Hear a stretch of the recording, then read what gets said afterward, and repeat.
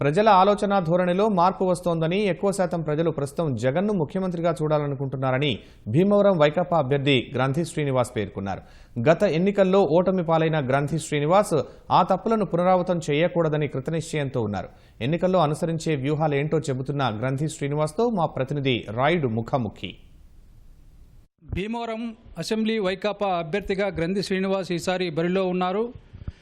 గత ఎన్నికల్లో ఎదురైన అనుభవాలను దృష్టిలో ఉంచుకొని ఈసారి ఆయన పకడ్బందీగా విజయం కోసం కృషి చేస్తున్నారు. ప్రస్తుతం ఈ ఎన్నికల్లో విజయమే లక్ష్యంగా గెలుపు కోసం తీవ్ర స్థాయిలో కూడా కృషి చేస్తున్నారు. ఈసారి గెలుపు అవకాశాలు ఎలా ఉంటాయి, అనుకూల అంశాలేమి, బలాలేమి, బలహీనతలేమి ఆయన అడిగి తెలుసుకుందాం. సార్, ఈసారి మీ పార్టీకి ఉన్న భీమవరంలో ఉన్న గెలుపుకి బలాబలాలు ఎలా ఉన్నాయి? భీమవరంలో తాగునీటి సమస్య అనేది లేకుండా, ఎందుకంటే తాగునీటి సమస్య అంటే నీళ్లు దొరకపోవడం కాదు, ట్యాంకర్ల కోసం బిందులన్నీ లైన్లో ఉండి ఎదురు చూసి చాలా నరకం అనిపించారు ప్రజలు. అది పరిష్కారం చేయాలనుకున్నాం, చేసాము. ఇవాళ అంటే ఈ 5 ఏళ్ల కాలంలో అనేక ఉద్యమాలు చేశారని అంటున్నారు. అంటే ప్రజలకి మీ ఉద్యమాల వల్ల ఫలానా మేలు జరిగిందని మీరేమని భావించారు?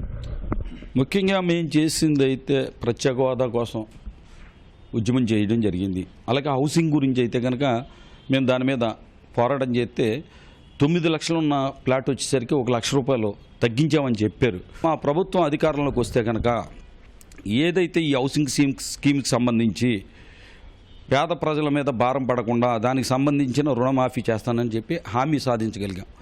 ఇలాగ పోరాటం చేయడం ద్వారా కొన్ని సమస్యలకి మనం ముఖ్యమైనది పేదలకు సంబంధించిన వాటిని కొన్ని సాధించాం. మేము అధికారంలోకి వస్తే కనుక డైరెక్ట్గా ఎవరైతే లబ్ధిదారులు ఉన్నారో వాళ్ళందరినీ తీసుకెళ్లి గృహప్రవేశాలు చేస్తాం. అంటే సాధారణంగా రాజకీయ పార్టీలకి ఎన్నికల్లో మేనిఫెస్టోలు ఉంటాయి. అంటే మీకు వ్యక్తిగతంగా భీమవరంకి నేను వస్తే ఫలానా చేస్తానని ఎన్నికల్లో హామీలు ఇచ్చే అంశాలు ఏమన్నా ఉన్నాయా? ముఖ్యంగా బైపాస్ రోడ్డుకి సంబంధించి ఇప్పుడున్న బైపాస్ రోడ్డు విశాఖోడేరు వరకు పొడిగించవలసింది. అంటే ఫస్ట్ ఫేజు పివి నరసింహరాజు గారు ఉండగా గర్భ రోడ్డు వరకు వేశారు. తర్వాత మెయిన్ కీలకమైంది బ్రిడ్జి చేయలేకపోయారు. నేను బ్రిడ్జి రోడ్డు మార్కెట్ యార్డ్ వరకు చేశాను.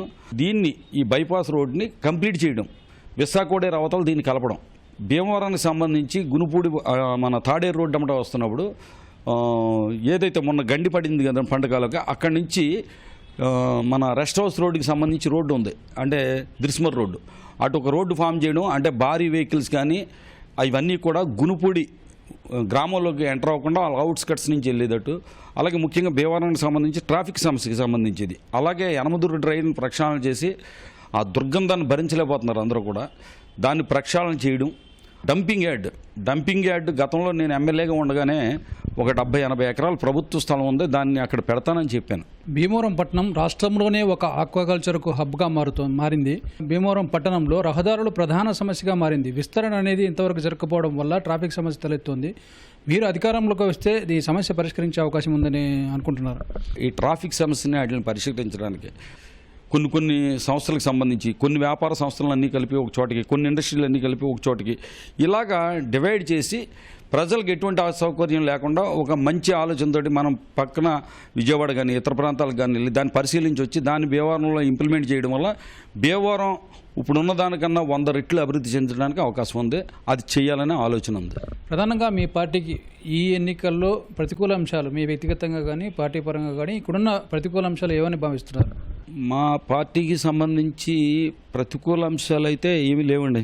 జగన్మోహన్ రెడ్డి గారి మీద ఒక నమ్మకం అయితే ఏర్పడింది. ఈసారి జనసేన రంగంలోకి దిగిపోతుంది. అభ్యర్థులను కూడా అన్ని చోట్ల పోటీ నిలుతున్నారు. భీమవరంలో కూడా పార్టీ బలమైన అభ్యర్థులను రంగంలోకి దిగిపోయే అవకాశం ఉంది. ఈ జనసేన ప్రభావం ఎలా ఉంటుందని మీరు భావిస్తున్నారు? ఆయన ఒక పార్టీ నిర్మాణం అనేది సరిగ్గా చేపట్టలేదు ఆయన. అంతేకాదు గతంలో తెలుగుదేశాన్ని సపోర్ట్ చేసి గత ఎన్నికల్లో ఒక పెద్ద పొరపాటు చేశారు ఆయన.